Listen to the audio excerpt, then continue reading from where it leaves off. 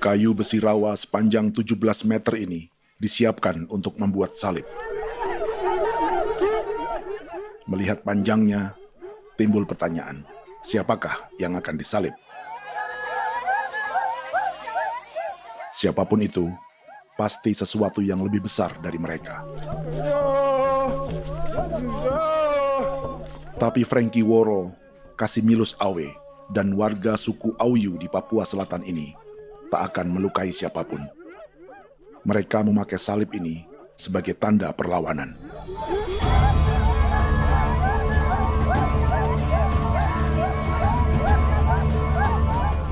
Yang mereka lawan memang lebih besar,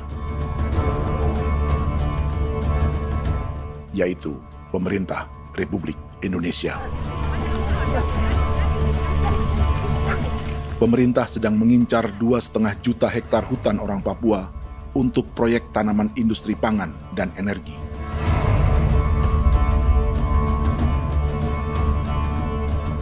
Ratusan kilometer dari salib orang-orang Auyu itu, orang Muyu sedang menyiapkan gerakannya sendiri.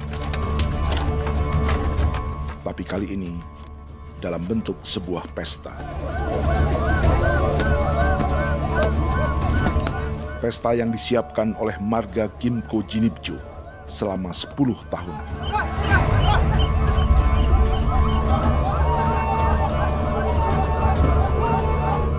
Sosok di marga ini adalah Willem Kimco, orang asli Papua yang tak punya kartu identitas kewarganegaraan manapun.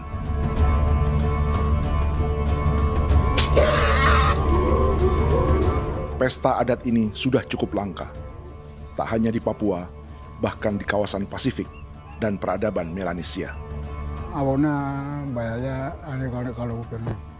Itu nih hati kau teker bipnuka, kau teker bipnuka, dan jitana ya kati kau beri barang dipo. Kau memang ambil kau kuning. Ada gagasan dan gerakan sosial di balik pesta orang-orang Muyu ini, sama dengan gerakan salib merah yang dimulai orang-orang Auyu. Salib ini akan menjadi yang terbesar dari 1.800 salib merah yang telah ditancapkan berbagai suku di Papua Selatan dalam 10 tahun terakhir. Ribuan salib merah yang dipadukan dengan palang adat adalah tanda larangan yang menyatukan unsur-unsur adat dan agama. Kami percaya bahwa kalau memang kami sudah tidak mampu untuk menyelesaikan persoalan ini, dalam hal ini perusahaan tidak bisa masuk, berarti kami minta bantuan kepada nenek moyang dan Tuhan. Atribut perang orang Auyu ini diukir atau dilukis, digambar di batang salib ini dengan tujuan bahwa kami larang dengan sangat keras. Jadi apabila siapapun, baik dari antara kita sendiri yang melanggar batas ataupun pihak lain yang mau mengganggu keselamatan hak tanah adat kami, maka kami siap untuk melakukan ancaman perang. Salib-salib ini tidak ditancapkan di halaman-halaman gereja, melainkan di tanah dan hutan adat, di dusun-dusun sagu, dan di tempat-tempat yang disakralkan.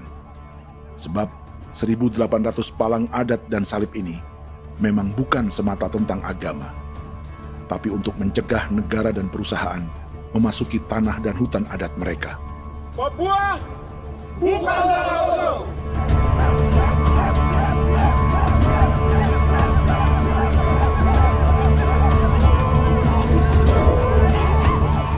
Di zaman TikTok ini, kami ingin menceritakan semua ini lewat film yang pendek.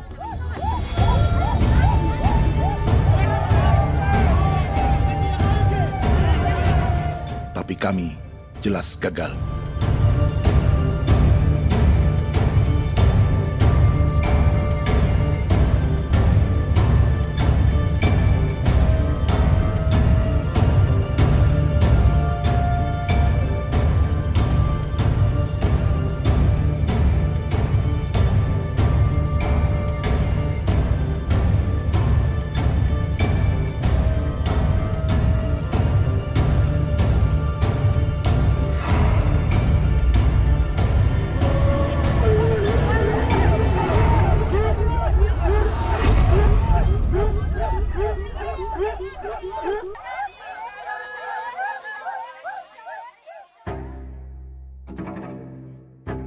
Di planet ini, ada 5 pemilik hutan hujan tropis terluas yang tersisa. Kongo di Afrika, Brazil, Peru, Bolivia, dan Indonesia.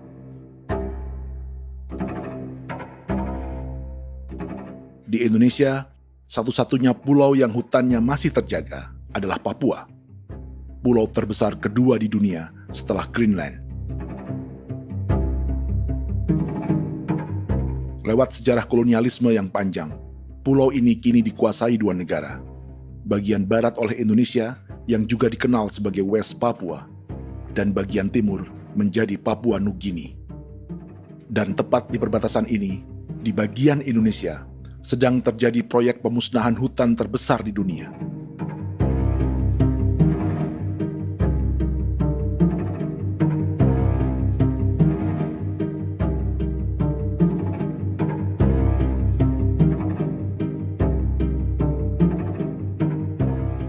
Pemerintah Indonesia sedang membuka lebih dari 2,5 juta hektar hutan untuk sawit, tebu, padi, dan peternakan. Ini disebut proyek strategis nasional untuk lumbung pangan dan energi yang jadi ambisi 3 presiden. Bagian terbesar direncanakan untuk mencetak sawah seluas 1,3 juta hektar. Lalu bagian lain akan ditanami tebu seluas 560.000 hektar untuk gula dan bioetanol. Setiap liter bensin di Indonesia akan dicampur bioetanol 10% atau E10. Ada 10 perusahaan di proyek ini, dan semuanya dimiliki oleh 1 keluarga saja. Berikutnya, ada areal sawit seluas 400.000 hektar untuk biodiesel. Targetnya mencampur 50% solar dengan minyak sawit atau B50. Dan terakhir, pemerintah akan membuka peternakan seluas 380.000 hektar. Jadi, apa yang salah dengan proyek pangan dan energi ini? 5 orang Papua dalam film ini akan menjawabnya.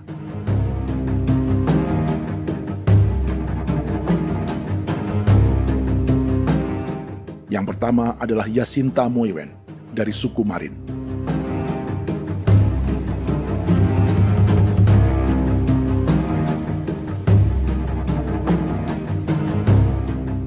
Yasinta dan warga di distrik Ilwayap di Merauke sudah menjadi korban. Hutan dan rawa sebagai sumber pangan dan ekonominya telah dihancurkan. Jalan sepanjang 135 km sedang dibuat, dan di kiri kanannya akan dicetak 1 juta hektar sawah. Mereka sulit menolak atau melawan. Salib sudah digeser, masih datang lagi dengan senjata mereka nih. Karena proyek ini juga dijaga tentara. Macam-macam senjatanya.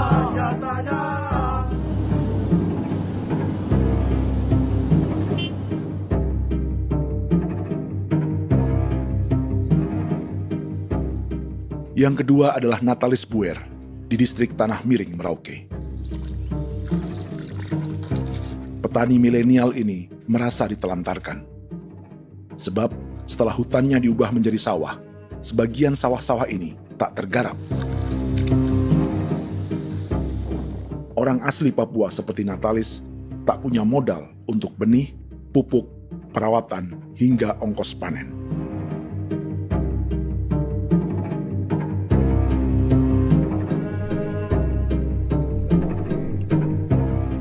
Orang ketiga adalah Vincent Kuipalo dari suku Yenan di distrik Jagebob, Merauke. Vincent dan suku Ye sedang menjadi korban. Hutan adat orang-orang Ye sedang dihancurkan untuk perkebunan tebu dan bioetanol. Tanah mereka juga diincar untuk markas-markas militer, pasukan yang akan menjaga proyek pangan dan energi ini.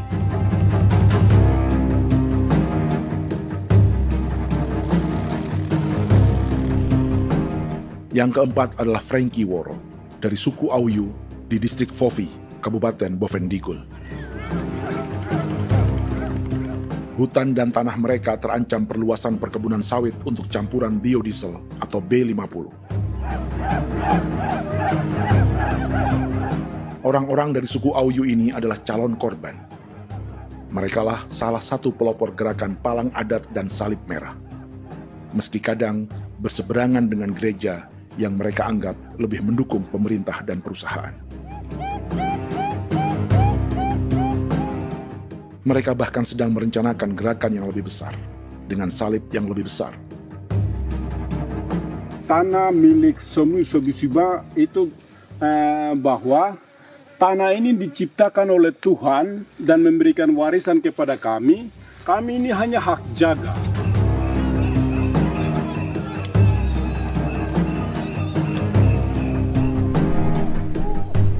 Sosok kelima adalah Willem Kimco dari suku Muyu di Bovendigul. Tokoh adat dari Muyu ini hidup di garis belakang proyek negara, sehingga belum menjadi korban. Tapi mereka sedang bersiap menghadapi segala kemungkinan. Tinggal di belantara dan perbatasan membuat sebagian mereka tak punya status kewarganegaraan. Tapi mereka telah hidup jauh sebelum ada Indonesia atau Papua Nugini.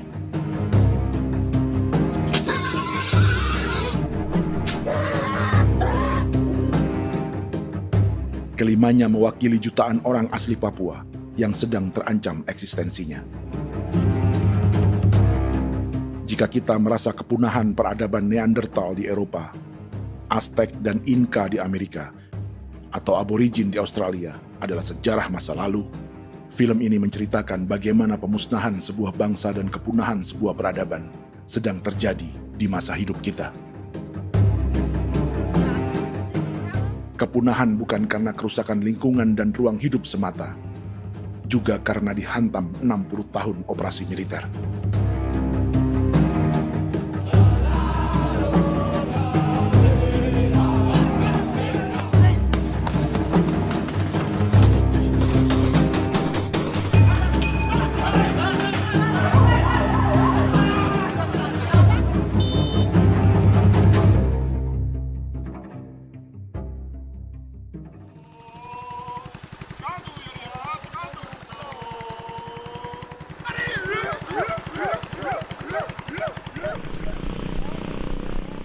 Frankie Woro dan orang-orang Auyu sedang berburu.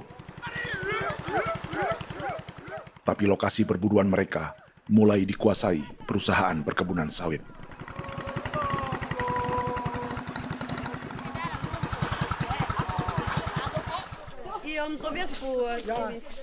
Kita akan menuju arah ke Inabusu. Di sana kami akan masuk di wilayah konsesi perusahaan PT Indo Asiana Lestari, dan di situ ya ada survei-survei mereka yang mereka pernah lakukan, tapi juga kami ada lakukan tanda-tanda saksi di sana.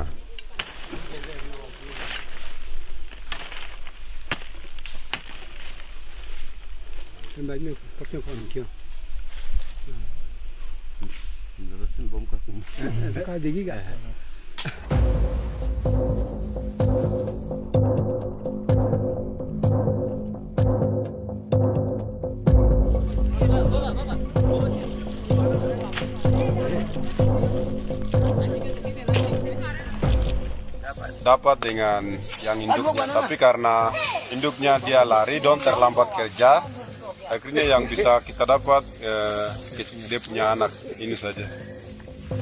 Kalau pakai bahan kayak asli.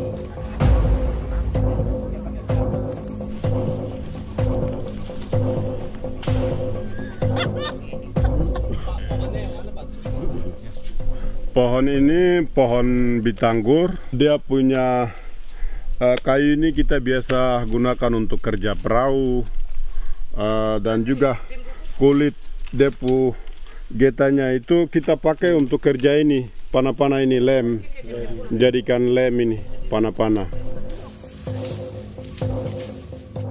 Hutan ini adalah supermarket bagi suku Auyu. Juga lumbung pangan atau bank untuk menyimpan deposito kekayaan alam. Hutan juga tempat yang penuh dengan sejarah suku, situs budaya, dan tempat-tempat sakral. Inilah yang sedang mereka pertahankan dari incaran pemerintah dan perusahaan. Untuk semua alasan ini, mereka menancapkan ribuan salib merah.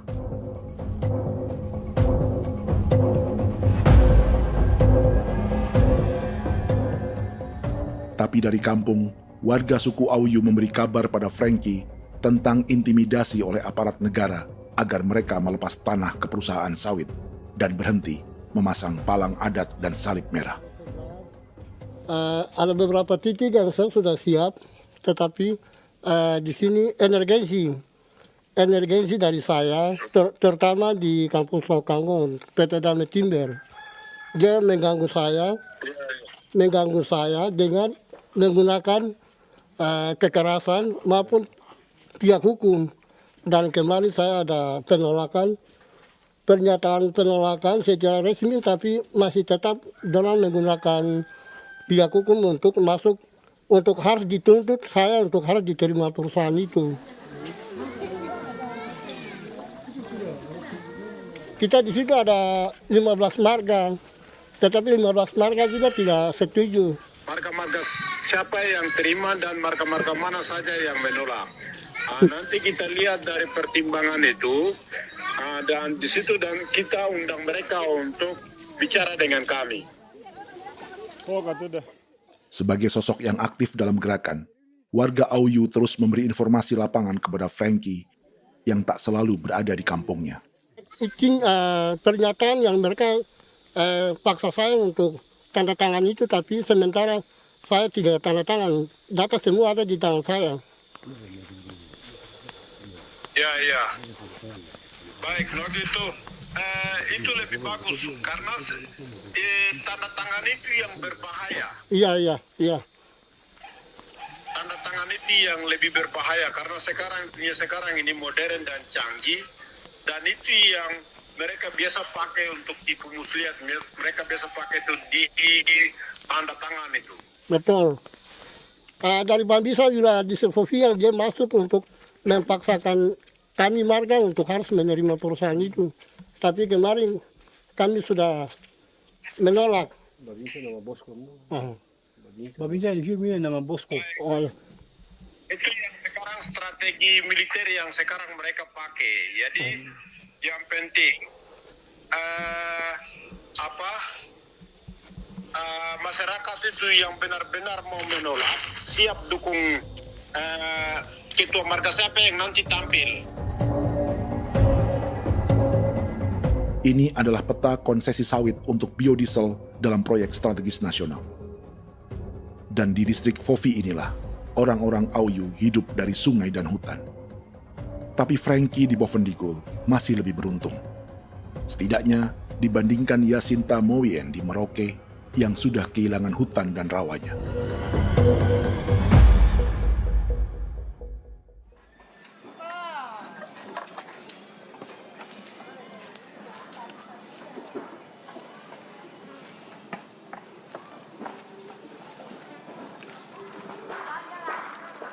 Yasinta dari suku Marin adalah petani sayur di Kampung Wanam, distrik Ilwayap, Merauke. Memanfaatkan lahan yang ada, ia berkebun dan menjual hasilnya ke pasar kampung. Ini ekonomi warga di Wanam untuk menghasilkan uang, lalu memberi barang kebutuhan yang tak bisa mereka produksi sendiri. Tapi kehidupan sebenarnya ditopang oleh ekosistem hutan dan rawa. Inilah sumber pangan utama dan peradaban mereka.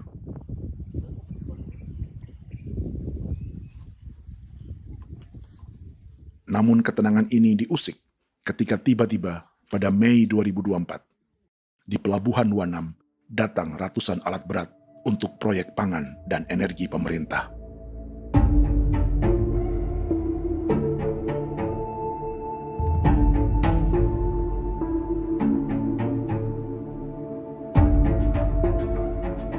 Kami masyarakat setempat kami tidak tahu. Kami kaget pagi-pagi kapal sudah ada di pelabuhan kami.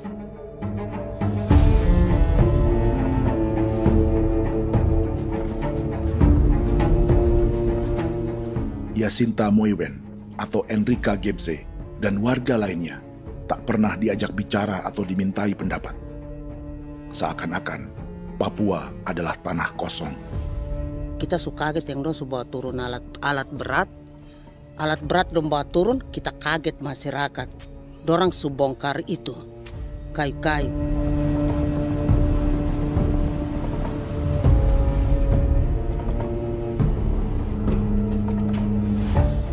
Bersamaan dengan alat-alat berat itu, juga berdatangan tentara Indonesia untuk mengawal proyek pembukaan hutan milik Jacinta.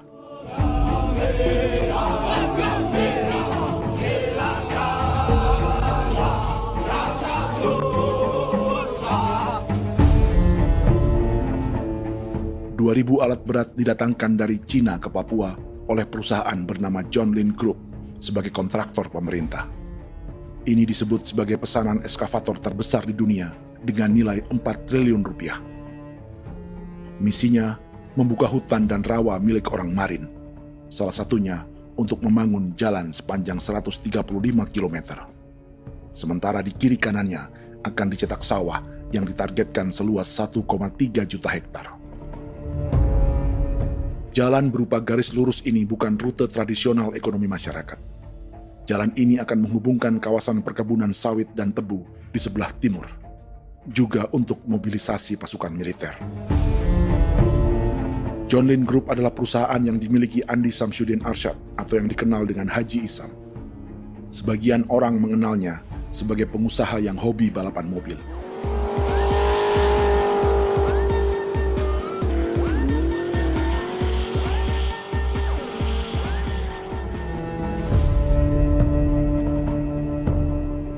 Tapi di Kalimantan, ia berbisnis batu bara, perkebunan sawit, pengolahan karet, penerbangan, perkapalan, dan biodiesel.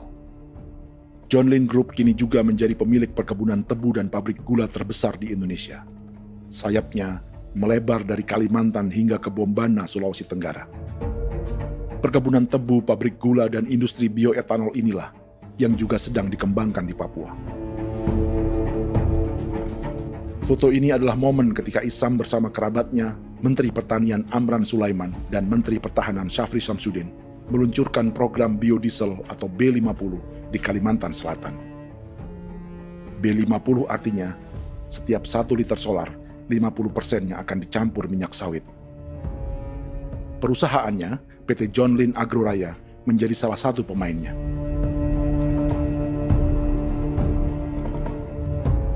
Sepanjang tahun 2025, saham PT John Lin Agroraya pernah naik hingga 700%.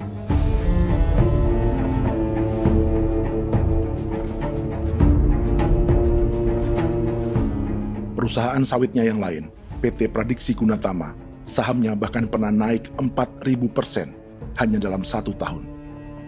Dari harga saham ini saja, nilai kekayaan keluarga Isam diperkirakan mencapai 100 triliun rupiah lebih, menjadikannya salah satu keluarga terkaya di Indonesia dan salah satu pemain penting industri bioenergi.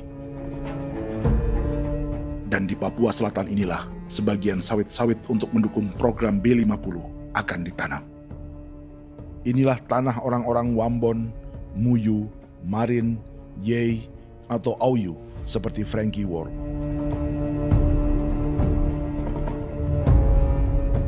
Haji Isam pernah menjadi tim kampanye nasional Presiden Joko Widodo dalam pemilu 2019 saat melawan Prabowo. Bintang Mahaputra Utama diberikan kepada Saudara Andi Syamsuddin Arsyad.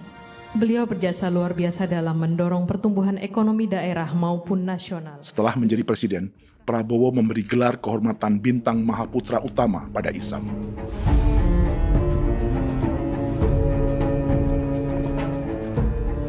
Sejumlah menteri Prabowo, juga kerabat dan orang-orang yang pernah bekerja di perusahaan Isam.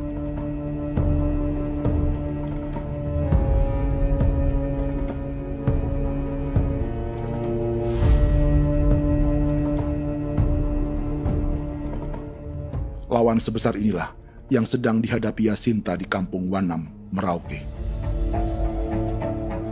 Atau petani perempuan lain seperti Enrika Gebse. Jadi alam kita ini sudah rusak. Jadi kita itu biasa jalan dari sini tuh harus pasang jerat di situ, harus cari makan di situ lagi. Itu tempat-tempat itu pasang-pasang jerat, tempat babi, rusa, sekarang sudah tidak ada lagi.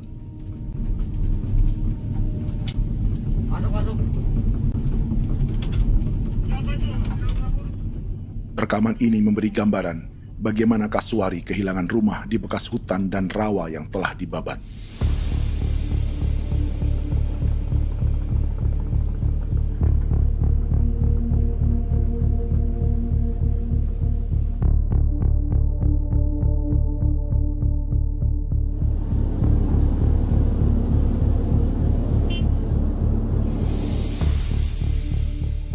Keterlibatan tentara dalam proyek pangan dan energi di Papua memakai dalih bahwa ancaman terhadap negara kini tak hanya perang secara militer,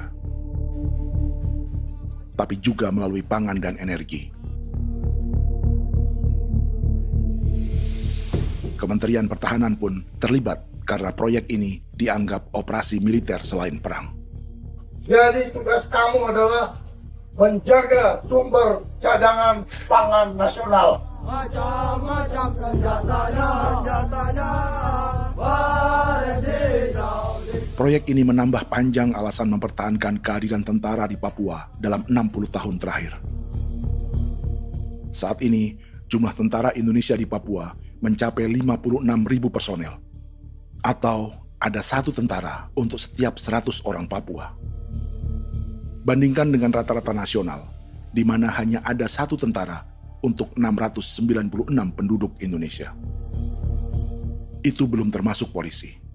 Artinya, 1 orang Papua dijaga lebih banyak senjata dari rata-rata penduduk Indonesia.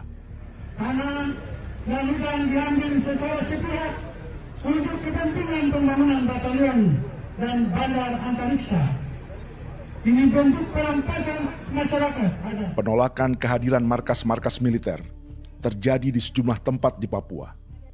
Tak hanya karena trauma dan ketakutan, juga karena mengambil tanah-tanah adat.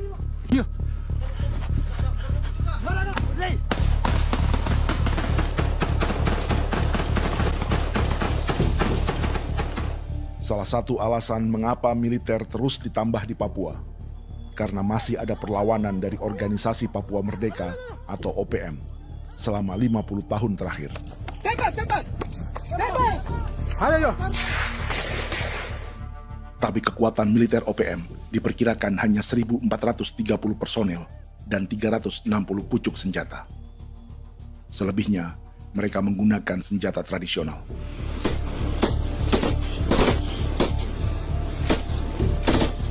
Dengan demikian, kekuatan tentara dan polisi di Papua 58 kali lebih besar dari gerilyawan Organisasi Papua Merdeka.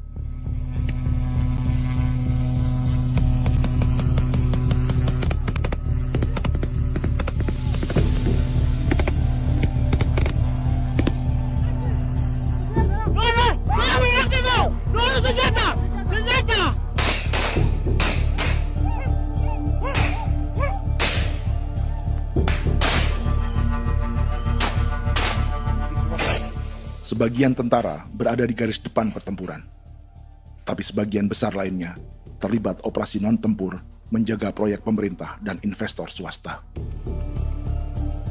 Seperti Batalion Infanteri Teritorial Pembangunan di distrik Jagebob, Merauke ini. Lokasinya bersebelahan dengan konsesi lahan tebu untuk gula dan bioetanol milik PT Murni Nusantara Mandiri. Baik perusahaan maupun markas militer, keduanya mengambil hutan milik suku Ye dari marga Kuipalo. Tapi dorong datang, tanam ini saja di sini, tanam papa nama ini. Victor Kuipalo menunjukkan apa yang terjadi. Jadi kita juga kaget ini. Nah kalau ini papa nama ini memang, ini papa nama ditanam tapi bukan haknya mereka yang ini. Ini hak kami di sini, hak dusun kami, marga Kuipalo yang punya hak dusun ini. Setelah memasang patok, alat berat mulai bekerja untuk membangun markas militer di tanah orang Ye.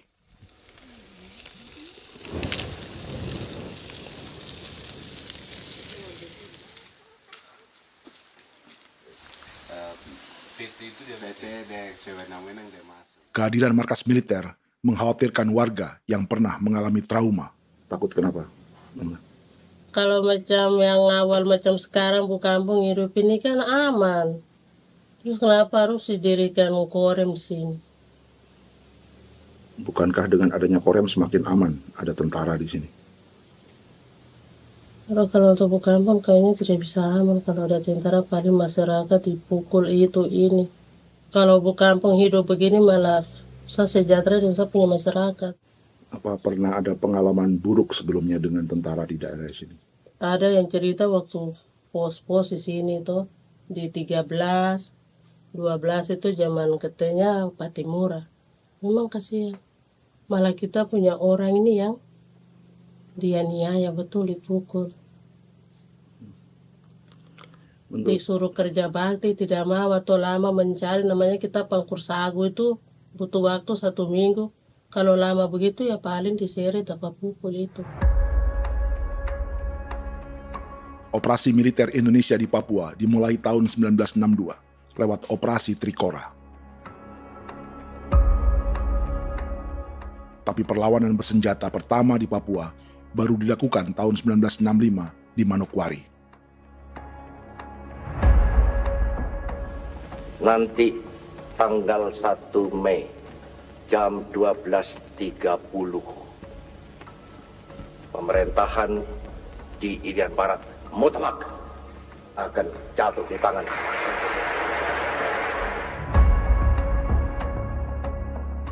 Sejak itu, selama 60 tahun, operasi militer untuk menaklukkan Papua terus dilakukan. Salah satu operasi militer paling berdarah adalah Operasi Wibawa untuk memenangkan Indonesia dalam jajak pendapat tahun 1969. 643 orang tewas di Paniai. Lalu disusul 4.146 korban tewas antara tahun 1977 hingga 1978.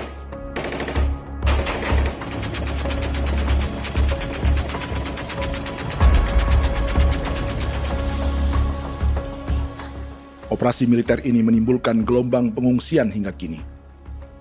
Dewan Gereja Papua mencatat 103.000 orang menjadi pengungsi pada tahun 2025 dan nyaris tak diberitakan media-media Jakarta.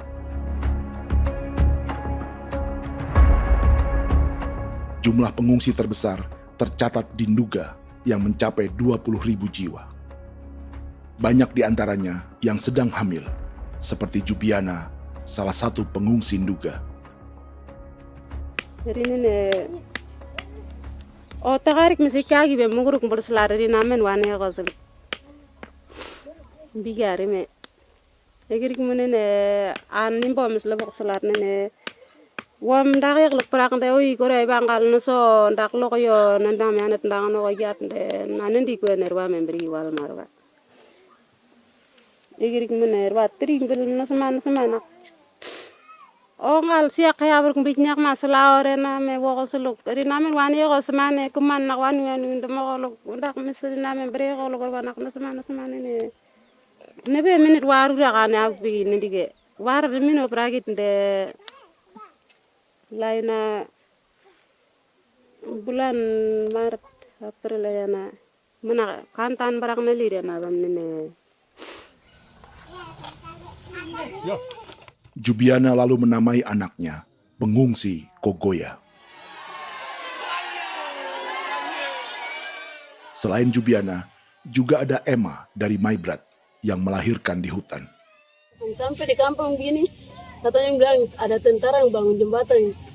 Ya, capek itu juga pun masih tahan. Kembali lagi ke hutan lagi. Berputar sampai saya jatuh di tengah jalan. Orang sampai terbanting di kayu semuanya. Berasa sakit begitu. Melengkapnya tuh Domika Serli, pengungsi Wako. Masyarakat sipil dari Kampung Aitrem sementara mengungsi karena kampungnya sementara dikuasai oleh TNI Polri. Seratusan ribu pengungsi di Papua saat ini jauh melampaui jumlah yang mengungsi ke Papua Nugini tahun 1984, yaitu 10.000 orang karena menghindari operasi militer.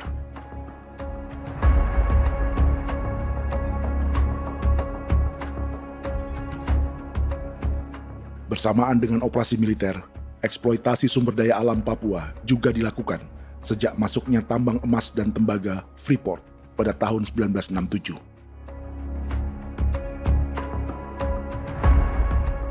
Disusul perkebunan sawit awal tahun 1980-an.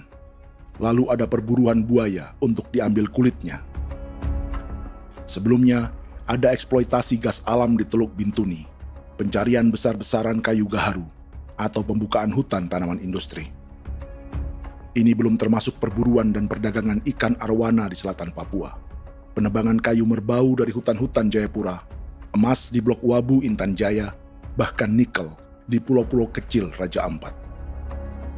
Dan kini, dalam skala yang belum pernah terjadi dalam sejarah, Papua dipaksa mencetak sawah, tebu untuk bioetanol, dan sawit untuk biodiesel.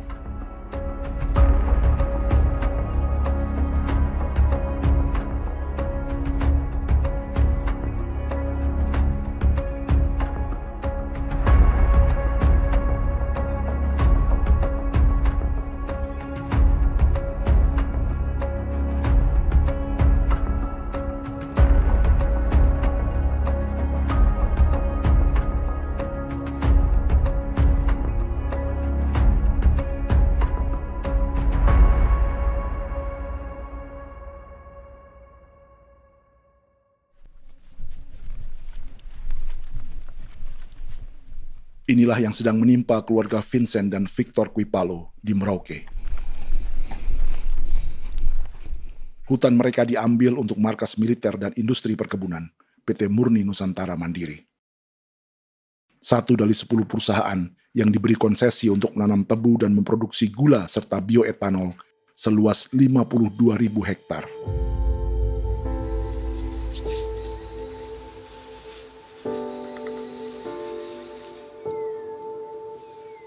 Perusahaan ini dianggap mengambil hutan dan tanah orang-orang Ye, terutama marga Kuipalo, yang memiliki hak adat terhadap 2.300 hektar hutan.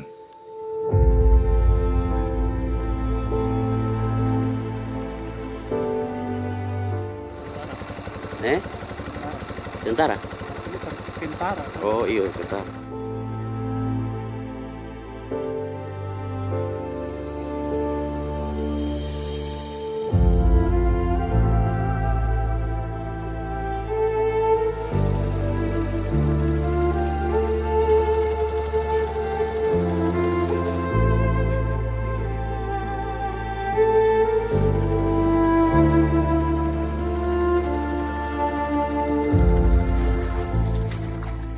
Keluarga Kuipalo sedang melihat apakah perusahaan semakin mengancam tanah mereka. Dan kekhawatiran itu terbukti. Iya, makanya tadi saya bilang ini dari sini saja dekat ini sudah masuk di dalam ujung lapang ini. Ini hutan, yang ini hutan yang dorong ada bongkar sekarang ini. Ini sudah punya alat sudah dekat ini. Dekat sekali ini. Ini di sini. Nacau, kelapa itu yang jalan lama, jalan setapak ini. Dari udara, terlihat alat-alat berat semakin mendekati tanah orang-orang Ye, marga Kuipalo.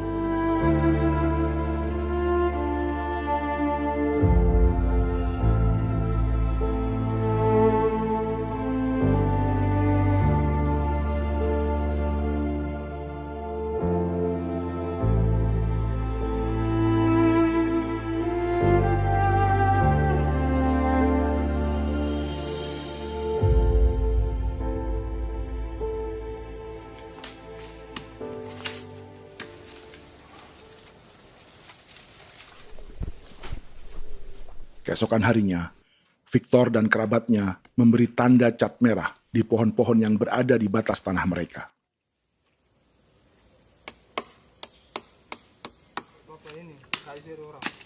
Tapi tanda peringatan adat ini tak diindahkan perusahaan.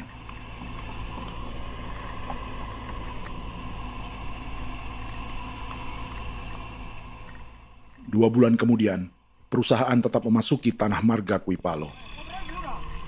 Sama.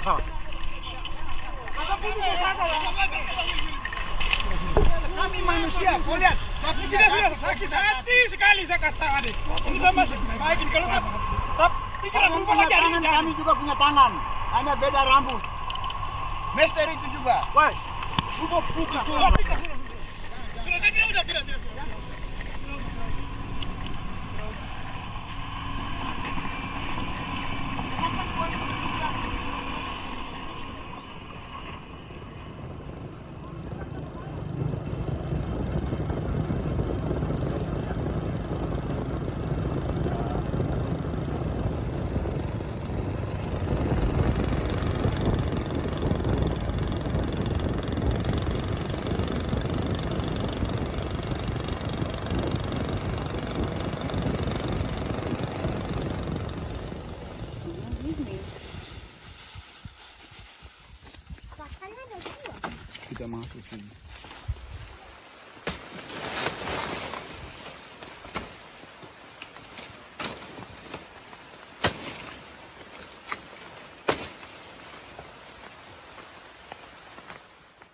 Jadi ya untuk itu seperti saya katakan tadi, apakah lebih baik kita tidak usah ada kan atau bagaimana, kita pisahkan, pisahkan dari negara ini kan, jangankan tuh. Saya kemarin bicara sama Daniel, datang sama saya dengan persoalan Kodam ini. Saya bilang, Pak Daniel, kalau lebih baik saya ngungsi ke Papua Nugini. Dia bilang, aduh Bapak jangan begitu. Ya memang, kalau tidak bisa menghargai kami, lebih baik pilihan yang itu yang saya memilih. Lebih baik saya pindah dari sini. Saya mengungsi ke Papua Nugini, di negara tetangga. Masih di laut. Apa? Saya bilang sama Kapolsek, Pak, Agustus ini 17 Agustus saya tidak kasih naik bendera merah putih. Saya bendera ada, nanti saya taruh di meja. Bendera saya ada. Karena saya punya pikiran percuma kita ini merasa bahwa kita hidup di bawah naungan merah putih. Ternyata merah putih tidak lindungi kami. Tidak anggap kami sebagai kami rakyatnya. Dia lambang negara. Dan kami menghargai lambang negara itu. Ternyata lambang negara ini, kita bernaung di bawah lambang negara ini, kita tidak dilindungi. Hak kita tidak dihargai.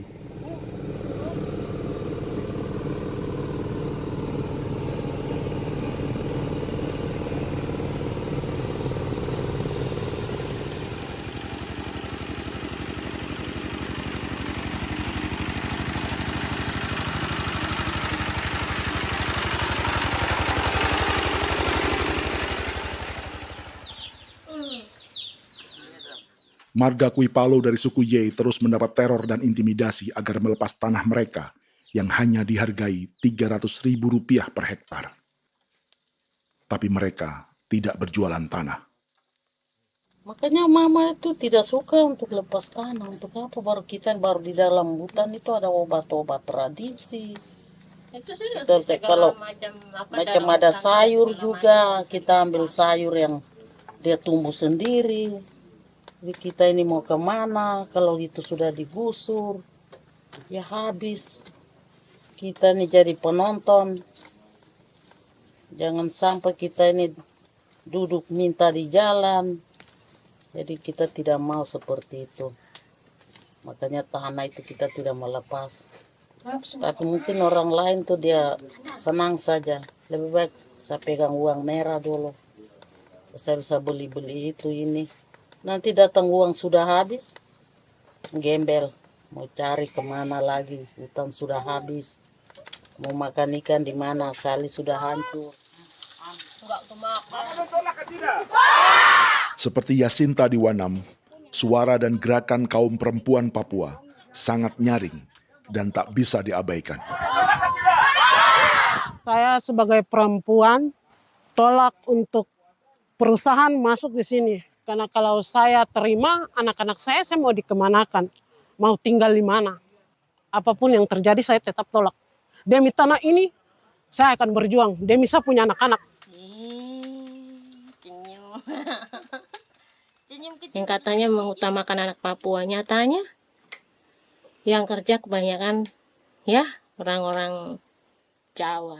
Saya sendiri orang Jawa, tapi bukan mau bicara yang tidak-tidak. Memang kenyataannya seperti orang-orang Papua itu diterbelakangkan, kurang diutamakan, gitu.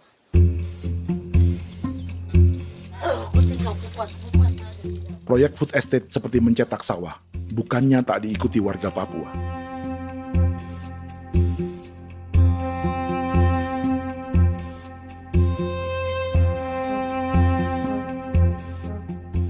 Salah satunya Natalis Buer di distrik Tanah Miring, Merauke.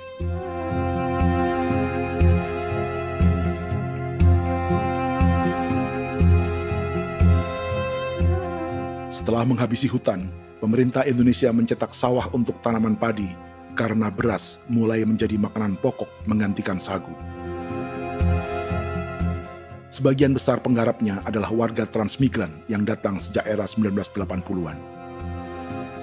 Bahkan petani transmigran sudah ada sejak Belanda membuka proyek padi kumbe di distrik Kurik. Lokasi yang sering jadi langganan pejabat Indonesia memamerkan sawah di Papua. Tapi Natalis juga ingin belajar menanam padi atau bersawah. Namun ia kesulitan karena dibutuhkan modal untuk benih, pupuk, hingga pemeliharaan dan panen.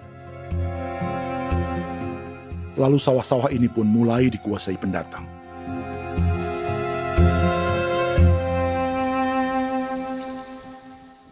Tapi sejauh ini di kampung kami ini yang saya lihat memang ada kelompok kami punya di sini yang sudah tergabung dalam Gapoktan, kemudian masuk dalam optimalisasi lahan. Tapi baru saya anak asli yang punya lahan di sini. Mereka tidak punya. Pemerintah dalam hal ini adalah Kementerian Pertanian bersama-sama Kementerian Pertahanan yang dalam hal ini pada garis di bawahnya adalah TNI Angkatan Darat, memberikan support yang maksimal kepada masyarakat khususnya di Merauke dalam rangka. Saya kemarin habis 9 juta. 9 juta ya? Iya, 9 juta karena dia sudah tidak dipakai toh. Ya. Dia sudah... Perempuan Papua seperti Filomina juga mau bertani. Pemerintah memberi bantuan Rp900.000 per hektar lewat program optimalisasi lahan atau OPLAH. Tapi dibanding biaya produksi dan harga jual gabah, Filomina mengaku berkali-kali rugi dan kini memutuskan tak lagi menggarap sawahnya. Terus kita harus cari uang untuk kondek. Betul. Karung kita beli. Karung beri sendiri lagi. Tenda kita beli. Ini dari yang offline ini don tidak siapkan. Tidak ada. Tidak ada ya, jadi mama don sendiri. Itu yang saya ada bilang, 900.000. Itu modal untuk kerja sawah ini. Mulai dari kerja sampai nanti panen. Panen. Wih, ngeri sekali. Iya, lucu toh? Tidak dapat itu. Betul, Mam. Dong pemaksud begini. Kalau disuruh tanam ubi berhektar-hektar, mari datang. Kita tahu cara rawatnya bagaimana, Iya.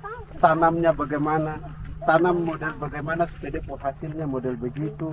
Kita tahu. Kalau yang ini kan kita baru belajar. Sebagian hutan milik warga Senayu di Merauke sudah dibuka untuk sawah dan kebun tebu oleh PT Global Papua Abadi. Proyek pertanian ini dikerjakan oleh Kodim Merauke. Mereka melepas sebagian tanah karena ingin belajar bertani. Saya punya nenek moyang tidak ajar saya tanam padi. Tapi saya mau berubah. Generasi saya yang berikut ini besok lusa tidak bisa makan pisang, sagu. Namun program optimalisasi lahan yang dijanjikan dengan berbagai bantuan tak dirasakan Filomina. Obat rumput beli, obat padi beli, jonder kita bayar, bahkan bibit masih kurang, cari bibit lagi beli. Jadi saya memang kalau program pemerintah saya sama sekali saya tidak suka. Baku tipu saya.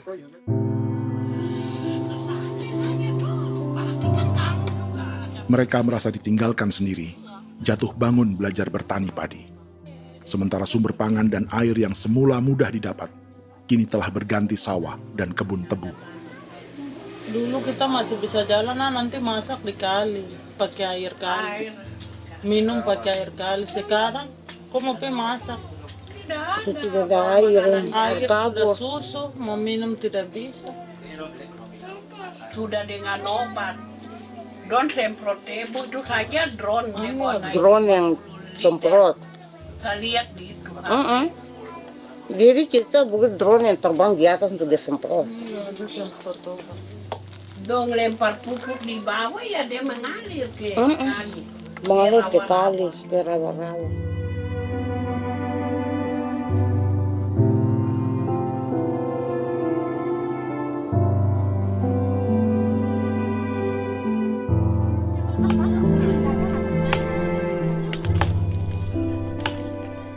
Seperti pertanian sawah bagi orang Bali atau Toraja, bagi orang Auyu dan suku-suku lainnya di Papua Selatan, sagu juga bukan semata tentang pangan.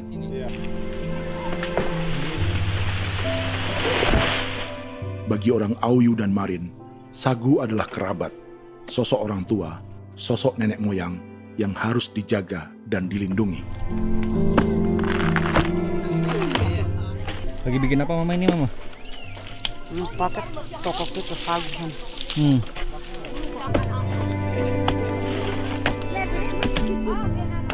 Kami diingatkan oleh leluhur, sagu itu tidak boleh digusur dan tidak boleh diganggu dengan cara apapun, dan di dalam rangka kepentingan apapun tidak boleh. Kamu harus bela, bahkan sampai nyawa pun harus menjadi taruhan demi membela keselamatan pergerakan sagu di atas tanah ini.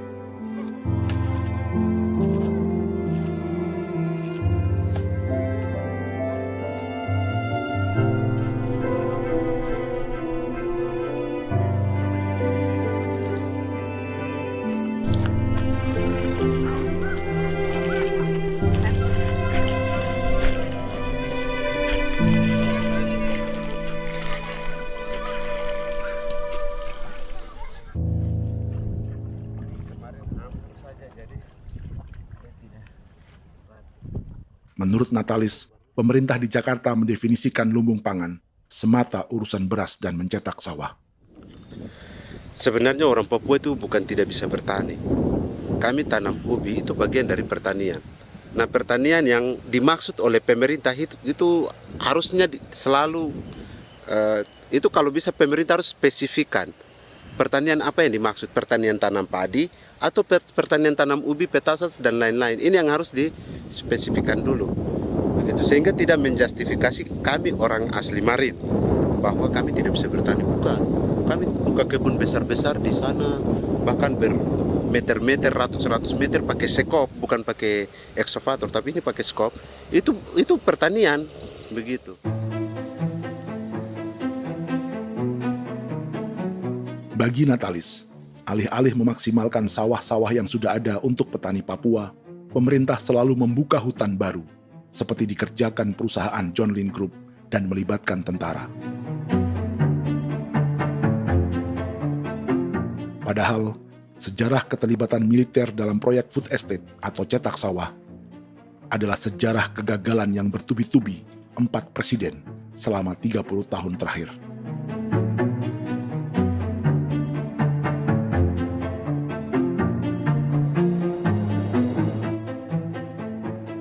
Papua bukan yang pertama menjadi proyek lumbung pangan yang melibatkan tentara.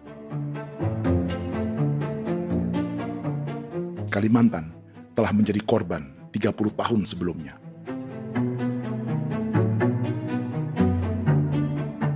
Ini adalah bekas hutan yang sudah dibuka di Pulang Pisau, Kalimantan Tengah. Tahun 1996, di era Presiden Jenderal Soeharto, ia menghabisi 1 juta hutan di lahan gambut untuk mencetak sawah demi memenuhi ambisi swasembada beras, bukan swasembada pangan. Hutan tropis Kalimantan dihabisi dalam skala yang belum pernah terjadi dalam sejarah. Di bawah rezim militeristik, tak ada yang berani melawan keinginan Soeharto, termasuk orang Dayak seperti Kuneng. Nggak bisa dihalangi itu. Nggak boleh dihalangi. Ya kalau ada kata-kata aja menghalangi, sudah kita diseret ke kepolisian dulu. Atau bisa langsung di PKI-kan. Iya, di PKI-kan gitulah. Jadi kita tuh nggak berani apa-apa dulu tuh. Apa maunya aja. Misal bilangnya A. Setahun setelah pengundulan hutan skala besar itu, tahun 1997, untuk pertama kalinya Kalimantan mengalami kebakaran lahan dan kabut asap terbesar dalam sejarah.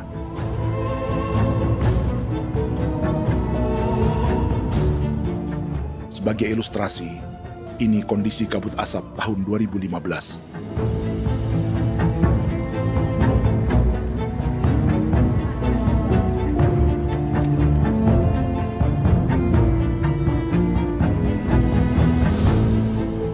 Proyek 1 juta hektar sawah Jenderal Soeharto itu gagal. Bendungan dan saluran irigasi mangkrak hingga kini. Mei 1998, rezim Soeharto tumbang, 2 tahun setelah ia menumbangkan jutaan hektar pohon di Kalimantan.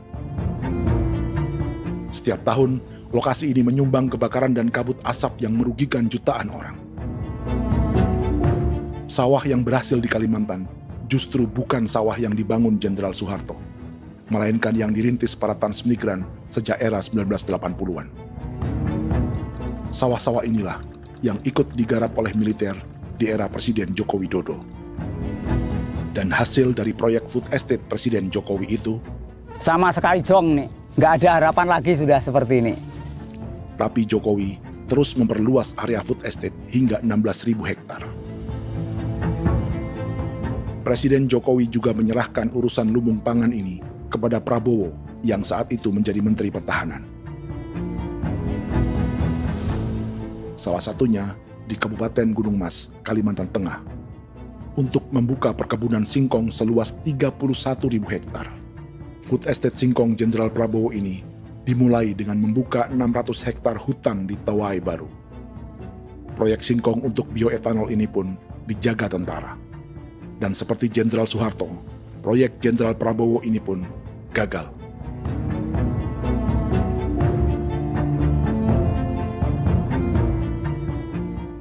Dengan reputasi ini, Joko Widodo dan Prabowo justru sedang membuka 2,5 juta hektar di Papua.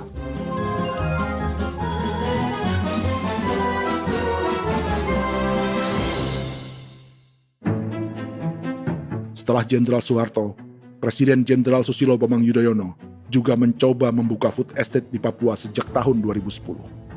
Namanya Merauke Integrated Food and Energy Estate atau MIFE. Proyek ini juga gagal. Lalu di lokasi yang sama, Jokowi berusaha meneruskan dengan proyek mencetak sawah 1,2 juta hektar yang juga gagal. Sekarang yang paling siap adalah 1,2 hektar. Yang 1,2 juta hektar. Dan kini, Prabowo yang pernah gagal dengan 600 hektar singkong di Kalimantan justru akan mengulangi di Papua dengan skala 2,5 juta hektar. Di daerah Papua pun harus ditanam kelapa sawit supaya bisa menghasilkan juga BBM dari kelapa sawit. Dalam setiap proyek pangan dan energi di Papua, yang lebih menonjol bukan tanaman pangannya, melainkan untuk energi atau bahan bakarnya. Sawit untuk biodiesel dan tebu untuk industri bioetanol. Ada 10 perusahaan yang diberi konsesi hingga 0,5 juta hektar untuk tebu. Dan 10 perusahaan itu dimiliki oleh satu keluarga saja.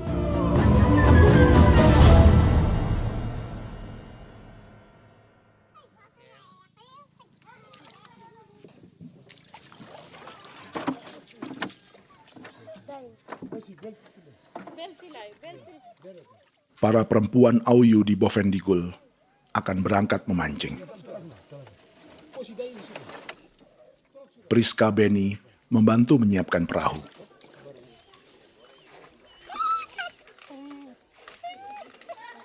Mereka akan mengumpulkan bahan pangan di hutan untuk persiapan acara penancapan salib merah berikutnya.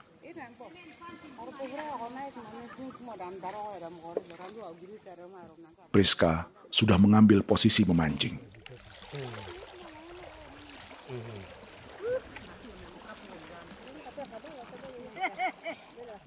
.800 salib merah telah dipasang di wilayah adat berbagai suku di Papua Selatan untuk menghalau perusahaan sawit dan tebu.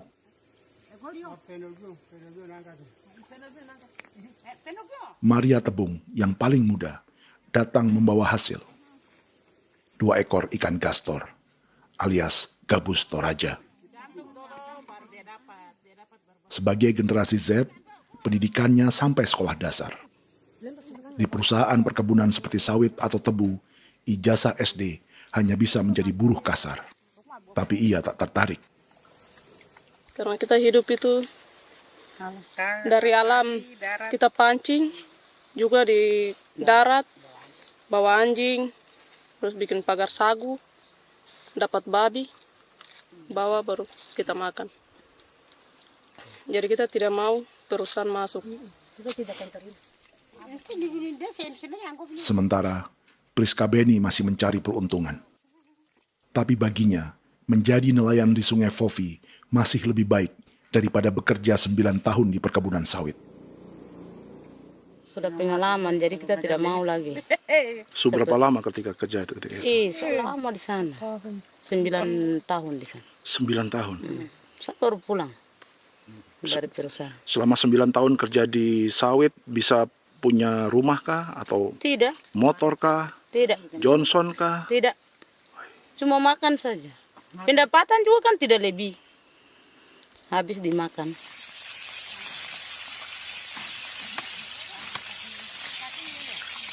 Satu minggu libur berapa hari? Tidak libur. Minggu tetap kerja? Tetap kerja. Tidak bisa ke gereja? Hari Minggu kerja. Hari Minggu juga kerja. Dia tidak mengenal agama perusahaan itu. Di grup perusahaan sawit Korindo, Priska digaji 2 juta rupiah per bulan dan tinggal di mes karyawan. Tapi gaji itu dipotong bahan makanan atau BAMA rata-rata 1 juta rupiah setiap bulan. Korindo adalah grup perusahaan yang salah satu usahanya adalah hutan tanaman industri dan sawit di Bovendigul dan Merauke. Di Papua, mereka memakai bendera PT Tunas Sarwa Ema. Perusahaan ini pernah memberi bantuan pada Keuskupan Agung Merauke. Keuskupan Merauke belakangan mengeluarkan pernyataan mendukung proyek strategis nasional di Papua. Umat Katolik yang memprotes sikap gereja tersebut ditangkap polisi. Jadi selama 9 tahun tidak bisa nabung? Tidak. Makan saja. Makan saja. Makan saja. Menabung bagaimana? Keperluan banyak. Tidak sampai. Habis di anak-anak uang sekolah. Uang 1 juta itu mana sampai. Menabung juga tidak cukup. Sudah pengalaman, jadi kalau di sini perusahaan mau masuk tidak.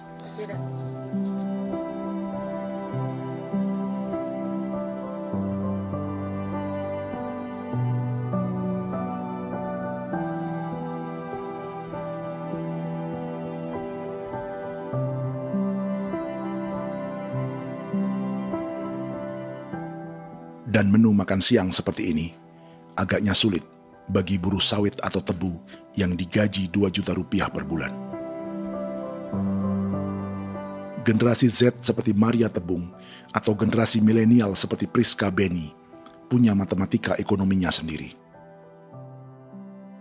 Sawit untuk biodiesel atau tebu untuk bioetanol tak akan ada bedanya bagi mereka.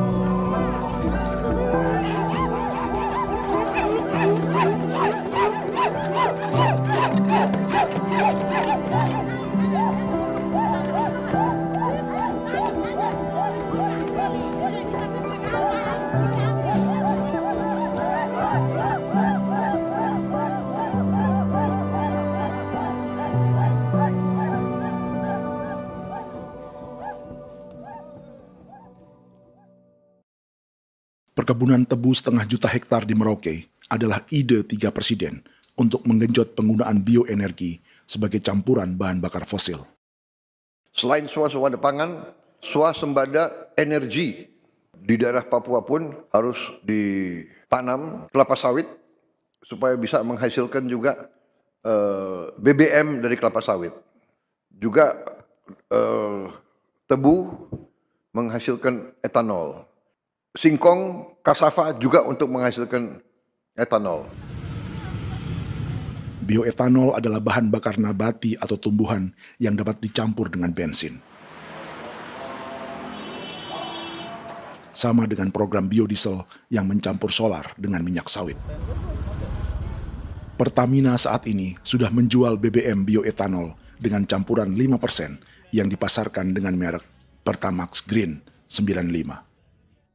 Tapi pemerintah ingin menaikkan kadarnya menjadi 10% atau E10. Maka ke depan kita akan mendorong untuk ada E10. Kemarin malam sudah kami rapat dengan Bapak Presiden. Bapak Presiden sudah menyetujui untuk direncanakan mandatori 10% etanol. Idenya untuk mengurangi ketergantungan pada bahan bakar fosil yang diimpor dan menimbulkan polusi.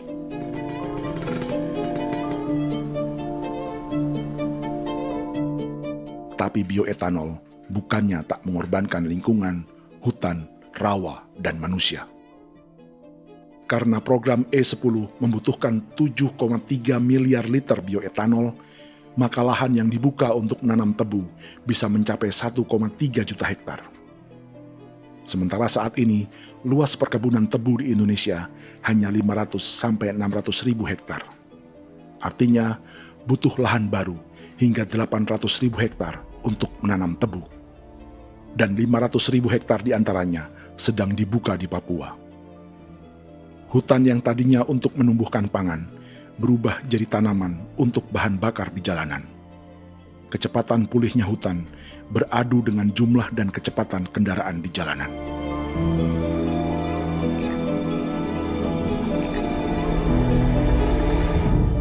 Dahaga terhadap energi tak pernah bisa dipuaskan. Setelah minyak sawit untuk biodiesel, dunia kini merambah singkong, jagung, dan tebu untuk bioetanol. Benua Amerika, Eropa, sebagian Afrika, hingga separuh Asia kini mulai memakai bioetanol sebagai campuran bahan bakar.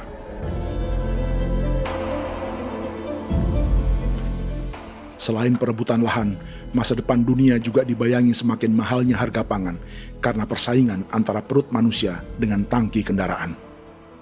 Ini adalah lokasi perkebunan tebu dan bioetanol PT Murni Nusantara Mandiri yang mengancam tanah Vincent Quipalo dan orang-orang Ye di Merauke. Beberapa kilometer di selatan adalah PT Global Papua Abadi yang mengancam tanah orang-orang Muyu dan Marin. Dua perusahaan ini adalah bagian dari 10 perusahaan yang mendapat konsesi lahan untuk tebu dan bioetanol di Merauke. Batas konsesi mereka bahkan sama dengan batas negara Indonesia dengan Papua Nugini. Salah satu ciri bahwa peta konsesi ini dibuat di Jakarta dari atas meja. Sama seperti kolonial Inggris dan Belanda ketika mereka membagi Pulau Papua dengan garis lurus pada abad 19. Seakan Papua adalah tanah kosong. Bedanya, meski peta konsesi ini mengatur batas 10 perusahaan, tapi perusahaan-perusahaan ini sebenarnya dimiliki oleh satu keluarga saja. Ini nama 9 dari 10 perusahaan tebu dan bioetanol di Merauke, Papua. 99% saham mereka dimiliki sebuah perusahaan bernama PT Merauke Nusantara Manis. Sementara 1% sisanya dimiliki PT Merauke Gula Mandiri. Tapi saham kedua perusahaan ini dimiliki PT Merauke Sugar Group. Dan perusahaan ini, 90% sahamnya dimiliki pengusaha bernama Angelia Bonaventure Sudirman, serta perusahaan bernama Zico Trust dan Resource Harvest. Lalu 10% lainnya dikuasai PT Papua Energi Abadi, yang pemiliknya adalah Dudi Christian dan Angel Madeline. Sekarang, mari kita lihat siapa mereka. Angelia Sudirman adalah keponakan dari salah satu konglomerat sawit Indonesia, Martias Fangiono. 9 perusahaan di Papua ini berada di bawah bendera Merauke Sugar Group. Dan Merauke Sugar Group hanya satu dari 7 grup perusahaan milik keluarga Fangiono.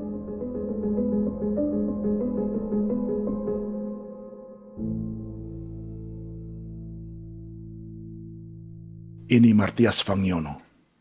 Seperti Haji Isam, Martias selama ini dikenal sebagai pengusaha sawit yang kini merambah bisnis tebu dan bioetanol.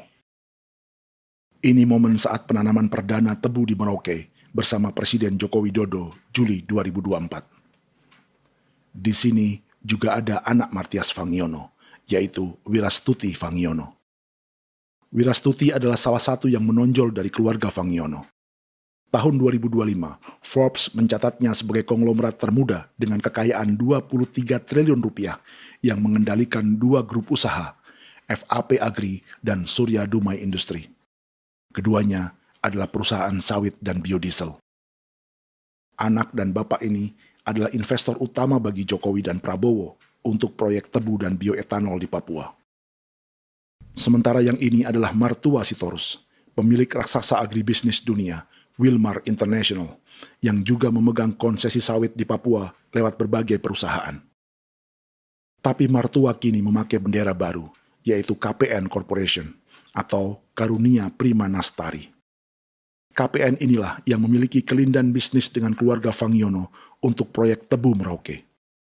Apalagi grup Wilmar yang didirikannya juga pemain gula utama di Australia. Tahun 2010, Wilmar membeli 100% saham perusahaan gula terbesar Australia, Sucrogin. Akuisisi senilai 1,5 miliar dolar Amerika ini langsung menjadikan Wilmar pemain tebu terbesar kelima dunia. Sebagian bibit tebu yang ditanam di Merauke adalah varietas yang dikembangkan Lembaga Riset Gula Australia atau Sugar Research Australia. Sugar Research Australia lalu menjalin kontrak pengembangan bibit dengan PT Global Papua Abadi milik Fangiono. Tapi masalahnya, Sugar Research Australia adalah badan publik yang tugasnya memajukan petani tebu dan sebagian dananya berasal dari pajak warga Australia. Itu artinya, warga Australia membiayai pengembangan bibit tebu untuk investor dan pemerintah Indonesia. Dokumen ini menunjukkan bahwa lembaga yang dibiayai warga Australia itu pernah memiliki kontrak penyediaan bibit dengan PT Global Papua Abadi milik keluarga Fangiono.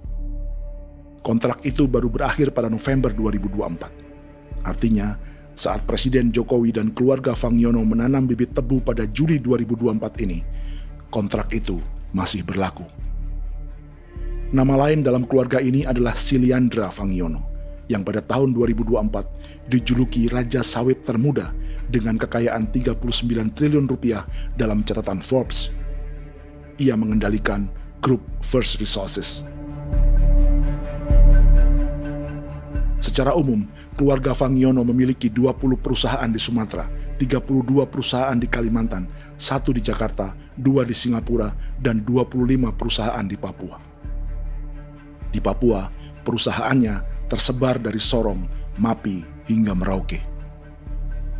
Para politikus dan pejabat Indonesia terus membesarkan konglomerasi, meski Martias Fangiono pernah divonis 1,5 tahun penjara karena kasus pembalakan liar dan kebun sawit ilegal tahun 2007.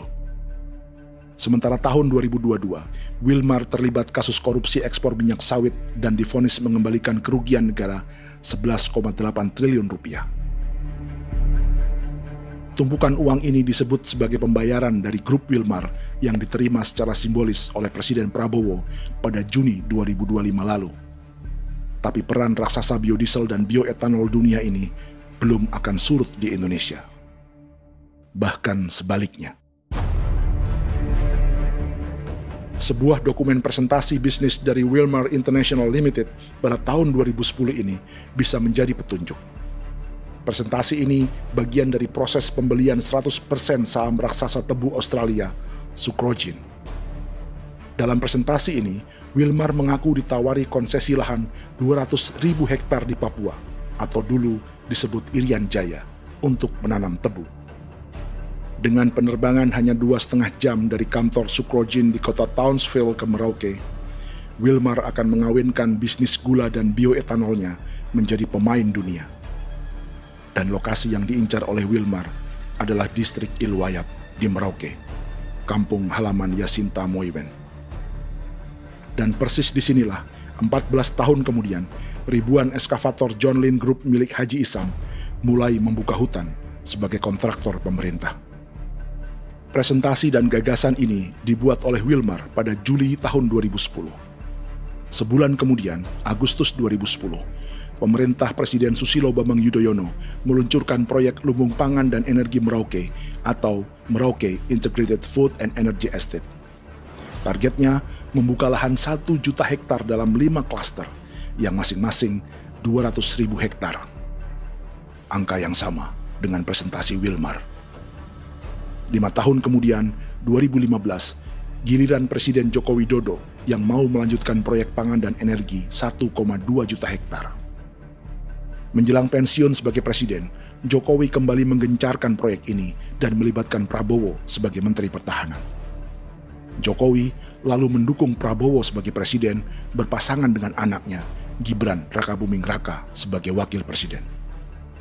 Kini, setelah menjadi presiden, giliran Prabowo yang melanjutkan proyek bioetanol dan biodiesel dengan memobilisasi militer dan melibatkan pejabat-pejabat yang juga para elit partai koalisinya.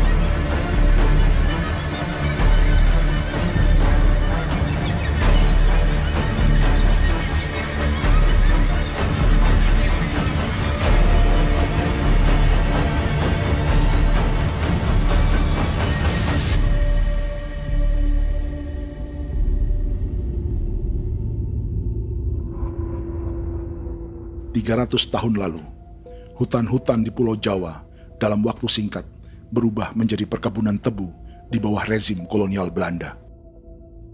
Orang Jawa menjadi buruh dan petaninya dipaksa menanam tebu. Dari kolonialisme dan politik tanam paksa itu, Belanda memperkaya negara dan para investornya. Tak puas membuka hutan untuk perkebunan di Jawa dan Sumatera, kolonial Belanda menanam tebu hingga di Suriname dan mengerahkan ribuan orang Jawa sebagai buruh pada tahun 1890. Inggris yang sudah menguasai negara seluas India dan Papua Nugini pun masih menanam tebu jauh di tengah Samudra Pasifik, di tanah orang-orang Fiji. Lalu memindahkan puluhan ribu orang India menjadi buruh di sana. 200 tahun sebelumnya, ratusan ribu orang Afrika bahkan diperbudak untuk bekerja di perkebunan-perkebunan tebu Spanyol dari selatan Eropa hingga Karibia, Kuba, atau Jamaika. Jika dulu tebu menjadi gula atau emas putih, kini cerita kolonialisme tebu berlanjut di Papua untuk bahan bakar nabati atau bioetanol. Dan seperti semua cerita tentang kolonialisme, akan ada yang berpesta dan ada yang membayar. Dalam setiap cerita pesta kolonialisme, baik di Jawa, Karibia, atau di Papua, selalu melibatkan para elit lokal, dari pejabat, perwira, hingga agamawan. Tapi dalam setiap kolonialisme, juga selalu ada cerita tentang mereka yang mempertahankan diri dan melawan.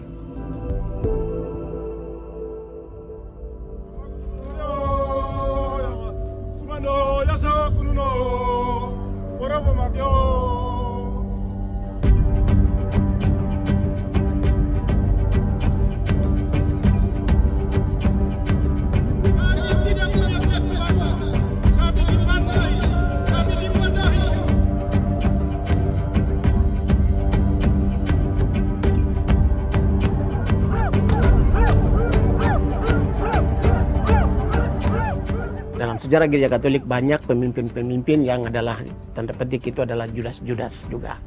Jadi itu sudah pasti karena itu adalah manusia. Satu sisi sebagai manusia dalam perjalanan digoda, apalagi ada dalam posisi-posisi jabatan ya mungkin banyak tawaran-tawaran lain, lalu disitulah terjadi pergeseran keberpihakannya kepada misi gereja tadi itu untuk umat, untuk mereka yang tertindas. Orang kirim eksavator, orang kirim tentara, orang kirim polisi. Pukul kami bukan pencuri, kami tidak pernah mencuri orang barang. Kami tidak pernah menangis ke orang lain. Kami tidak pernah menangis ke kita bapak mama, kami menangis kepadamu. Tuhan kami lemah. Aku tidak tahu. Dia kata, ini hijau cikui ya. Orang lain datang ke bangsa kami, ke wilayah kami untuk kasih habis kami.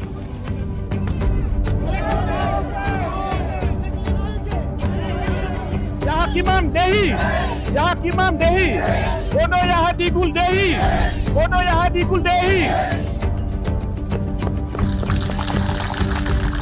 Kita buat sasi seperti begini untuk menolak perusahaan apapun yang masuk di tanah kami. Kalau kita kasih, kita bikin rusak sekarang, kita punya generasi berikutnya mau dapat kemana? Jadi kita nyatakan sikap di sore hari ini, kami tolak. Apa yang dilakukan pemerintah untuk PSN adalah kejahatan. Pemerintah bagian dari kejahatan, aktor perusak dan pembunuh terhadap negara, terhadap alam, hutan, terhadap manusia. Jadi negara jadi aktor pembunuh. Jadi Pilatusnya siapa? Negara, pemerintah Jakarta ini. Tanah Wiu bukan tanah kosong. Masyarakat adat kami rasakan. Perusahaan tolak. Biar asal.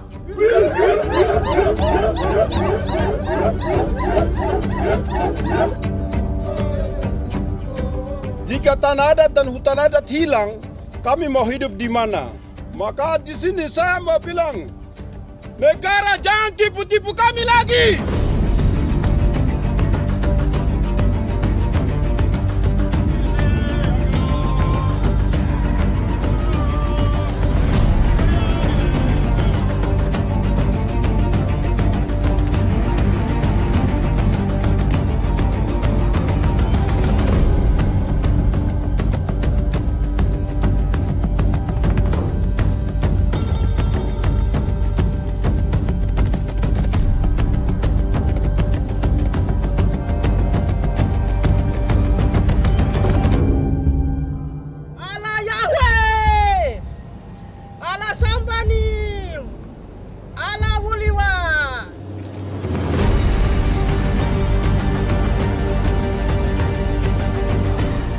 Kalau kami dianggap orang Papua itu bagian daripada Republik ini, tolong hargai kami. Dengan adanya PSN, PT John Lindrop yang sudah menerobos tanah kami dan hutan kami, merusak alam kami. Itu yang kami datang ke Jakarta jauh-jauh dari Papua. Kami mau bersuara kepada Bapak Presiden Prabowo Subianto, di mana keadilan untuk masyarakat Papua. Tolong lihat masyarakat Papua yang sudah mati. Kami bersepakat menyatakan, 1. Gereja-gereja di Indonesia mendukung masyarakat adat yang menolak proyek strategis nasional di tanah Papua. 2. Gereja-gereja di Indonesia menolak militerisme dan otoritarianisme di Indonesia.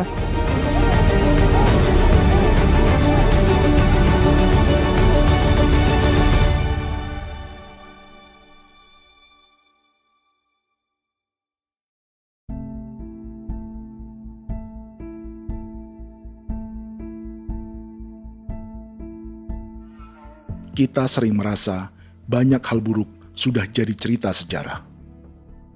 Dan kita sekarang hidup lebih baik, lebih beradab, atau mustahil melakukan kejahatan seperti di masa lalu. Kita tidak lagi menghukum mati orang dengan memenggal kepalanya. Kita menembaknya atau menyuntik racun agar tertidur dan mati. Tapi ada hal-hal yang tak berubah. Salah satu pembantaian yang kuat di ingatan kita adalah kejahatan Nazi atau genosida di Rwanda. Padahal pembantaian juga sedang terjadi di masa kita, seperti di Gaza, Palestina.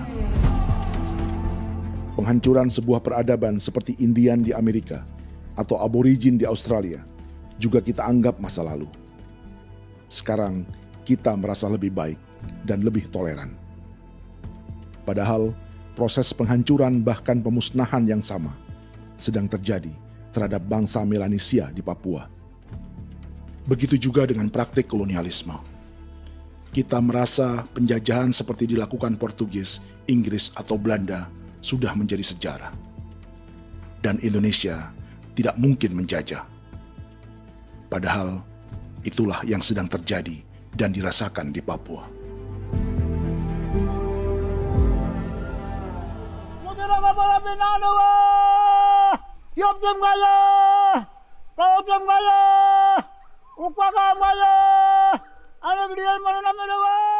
Jalannya sejarah ini disadari Willem Kimco di pedalaman Bovendigol, Papua.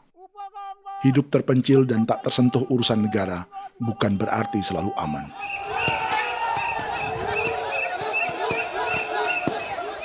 Untuk sampai di tempat ini, orang-orang Muyu menempuh 2 hari berjalan kaki mengarungi hutan, lembah, dan sungai. Termasuk mereka yang datang dari perbatasan Papua Nugini. Mereka berkumpul untuk memenuhi undangan pesta adat yang disebut Awon Atatbon atau Pesta Babi. Yang mengundang adalah marga Kimco Jinipjo. Yang dituakan di marga ini adalah Willem Kimco. Ia tak punya kartu tanda penduduk dan kewarganegaraan manapun, baik Indonesia atau Papua Nugini. Tahun 1984, 10.000 orang Papua, terutama suku Muyu, mengungsi ke Papua Nugini untuk menghindari operasi militer Indonesia, termasuk Willem Kimco.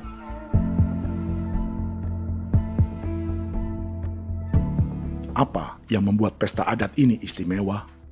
Apa bedanya dengan acara serupa yang dihadiri pejabat, tokoh agama, LSM, atau yang direkam oleh kru televisi dan konten kreator?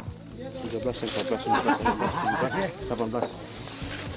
Pertama, untuk membuat pesta babi, orang Muyu perlu persiapan selama 10 tahun. Sebab, babi-babi yang akan jadi bagian dari pesta ini tak boleh dibeli, alias harus dipelihara sendiri. Babi-babi ini bukan bantuan pejabat pemerintah, gereja, atau LSM.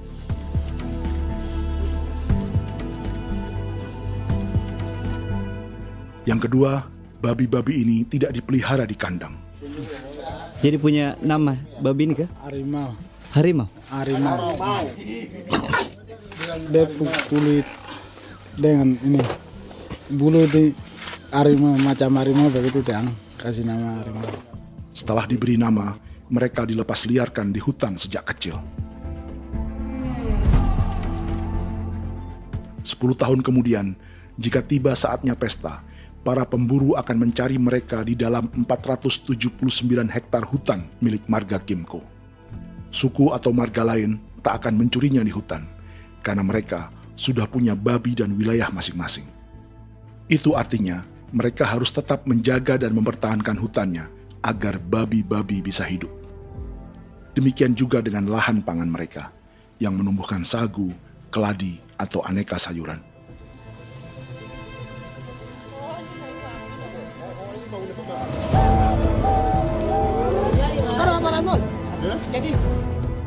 Yang ketiga, dalam Awon Atatbon atau pesta babi, binatang ini tidak dimakan secara gratis. Setiap marga atau klan dalam suku Muyu akan membayar jerih payah tuan rumah menjaga hutan dan memelihara babi.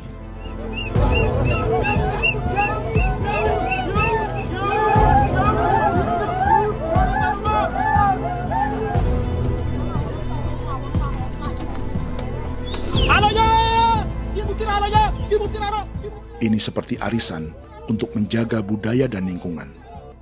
Bagian dari budaya dan ekonomi timbal balik yang ditandai dengan siklus memberi dan menerima.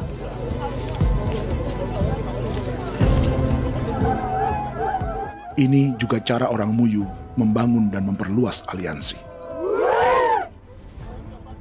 Awon bet begul bet, ulan yau kando bet, asat bet anani, asat bet yang ligan ani, oh, ado, amten anani, menini tu na jaga, kepo kemo ko di mana.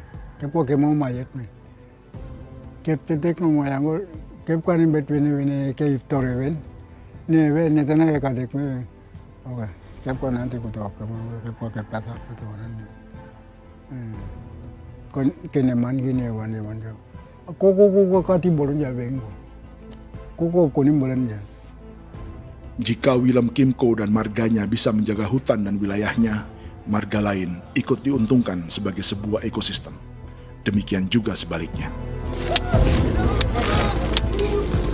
Alasan keempat, mengapa pesta babi ini memiliki tempat khusus dalam peradaban orang Muyu, karena Willem Kimco khawatir peradaban mereka akan punah, menyusul ancaman terhadap ekosistem dan hutan.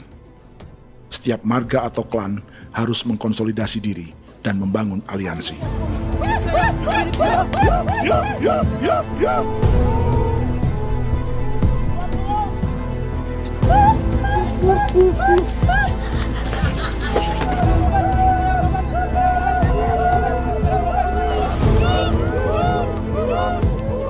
Kekhawatiran Willem dan orang-orang Muyu tak berlebihan. Ruang hidup mereka bersinggungan dengan proyek bioetanol dan biodiesel pemerintah Indonesia. Mereka juga tahu apa yang telah dan sedang menimpa suku lain seperti Auyu di Bovendigul atau Yainan dan Marin Anim di Merauke.